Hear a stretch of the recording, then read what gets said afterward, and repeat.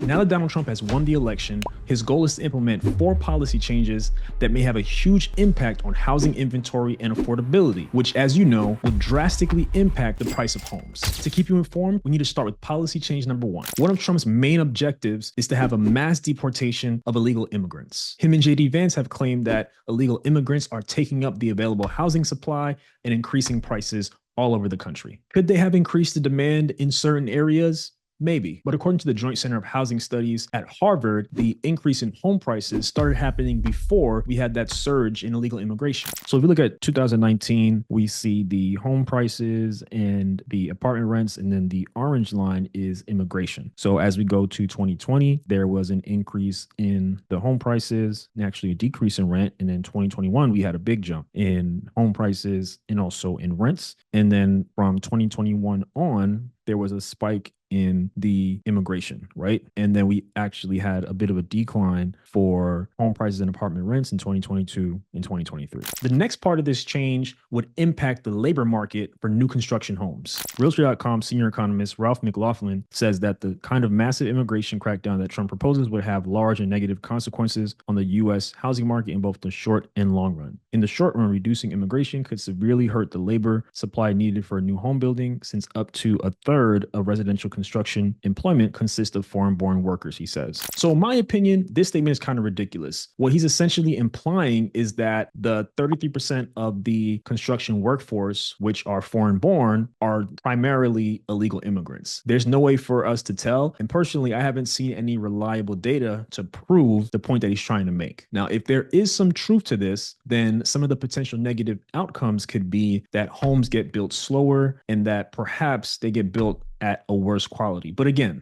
there's no way to really prove what he's trying to say. But that's just the first change. The next change is going to drastically impact the price of new construction homes. Trump wants to cut the cost of regulation and various permitting fees that new home builders have to pay, and many of those home builders believe that those costs are simply unnecessary. The National Association of Home Builders, a long-standing industry critic of regulations, estimates that site work and related permit fees account for 7.4% of the average new home cost, and overhead and general expenses account for an additional 5.1%. Economists do agree that reducing regulations would result in lower prices for homes and increase new home production. So let's say in a perfect world, those costs get eliminated and it directly impacts the price of the home. That means that the price of the home would be 12% less. So a $500,000 home would be $440,000. And to me, that seems like a nice decrease. Let me know what you think about that in the comments. Now, the next change will impact where new homes can be built. Trump says that he wants to use some federally owned land to build new homes.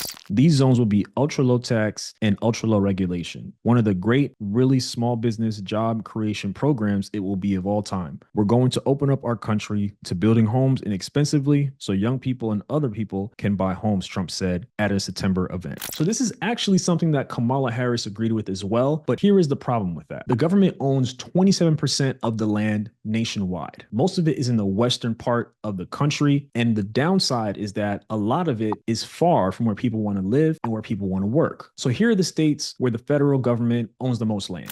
So Nevada, 80%, which is crazy. I was surprised by that. Utah, 64%, Idaho, 61.9%, Alaska, 60.9%, and Oregon, 53.4%. Most economists agree that the primary issue in the current housing market is the lack of new homes being built. Prior to the Great Recession, single-family home starts, which means when construction on a new home began, reached a high of over 1.8 million in January 2006. The problem was that there were more homes being built than were needed at that time. Add in the loose mortgage regulations, and it was just a recipe for disaster. Now, what happened next is something I don't see a lot of people online talking about. By March 2009, when the recession was almost over, single-family home starts reached a low of 353,000. That's about an 80% decrease. Unfortunately, we've gotten nowhere near our peak, and demand has continued to rise over the years. The closest we've gotten is about 1.2 million single-family home starts in December 2020, and since then, it's been a roller coaster. As of September 2024, single-family home starts are a little over 1 million. But I want to know what you think. The shortage word has been thrown around like crazy over the last few years, but I want you to let me know where you live and where you're looking to buy a house or where you have bought a house. Do you think there's a shortage? Have you seen an increase in homes for sale around your neighborhood? Let me know what's going on in your local area. I would love to hear from you. This next change could impact mortgage interest rates. Before we go there, if you're getting any value out of this video, I need you to hit that subscribe button. If you want want to get better at real estate investing, you have to follow this channel. Trump says he wants to lower mortgage interest rates and believes that they can get down to as low as 3%. Unfortunately, the president cannot directly control interest rates, and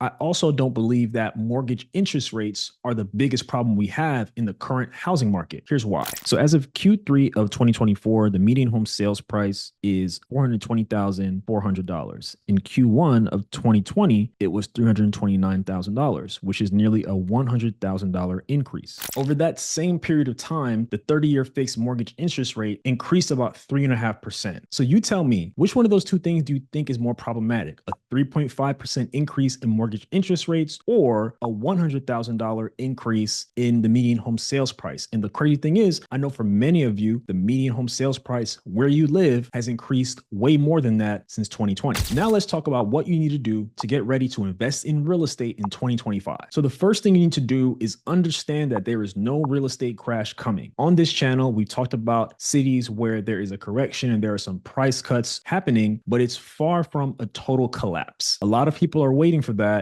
and I think it's the wrong thing to do. You should also stop waiting for interest rates to fall. For the last couple of years, everybody has had a prediction about where interest rates will go, and the majority of those predictions have been completely wrong. If you're in the market to buy a house right now, whether it's a rental property or whether it's a home for you to live in, I would recommend that you start being aggressive right now, especially as we get towards the end of the year. One of the things that you want to look into is homes that have been on the market for a very long time. It's likely that that seller is very motivated, especially if they've been under contract several times before. Most people would love to get rid of the house that they have on the market before the end of the year. So you never know. You might have an opportunity to get a really good deal. You should also be aggressively saving as much as you can and doing everything you can to increase your income. So whether that's getting a promotion on your job, whether that's looking for another job, maybe even looking for a second job, a part-time job for a certain period of time, whatever it takes to get the money that you need to buy that house that you want to buy, now is the time to get even more aggressive while you prepare.